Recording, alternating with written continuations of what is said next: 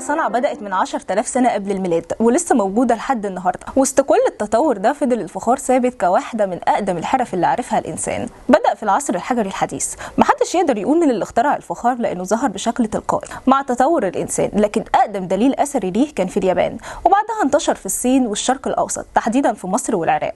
المصريين زمان والإغريق طوروه واهتموا بيه، لكن النقلة الحقيقية حصلت لما تم اختراع عجلة الفخار من حوالي 3000 سنة قبل الميلاد، وده خلى الشغل أسرع وأسهل بكتير. في البداية كان الفخار بيتشكل بإيد الإنسان ويتساب ينشف في الشمس أو يتخبز في النار، لحد ما دخلت عجلة الفخار وغيرت اللعبة. ببساطة الفخار ما كانش مجرد اختراع، لكنه تطور طبيعي بدأ مع احتياج الإنسان لتخزين الأكل والمية، وبعدها بقى فن وحرفة. المصريين زمان كانوا شاطرين جدا في صناعة الفخار، وده بيبان في الأواني اللي موجودة في المتحف لحد النهاردة. والإغريق والرومان كمان كانوا بيعتمدوا عليه في حياتهم، وكانوا بيرسموا عليه أساطيرهم. رغم التطور ده كله لسه الفخار مستمر، لأنه مش بس تراث، هو كمان فن. دلوقتي في تصميمات والوان جديده، ومن الاسباب اللي مخليه الفخار يستمر لحد النهارده انه بينقي الميه جدا، وكمان بيحافظ على طعم الاكل، وكمان صديق للبيئه مش بيضر البيئه زي البلاستيك والمعادن. ولحد النهارده في اماكن كتير في مصر بتعمل الفخار بنفس الطريقه التقليديه، زي قريه الفواخير في الفسطاط وقريه جريس في المنوفيه، وهناك بيعملوا الفخار بنفس الطريقه القديمه.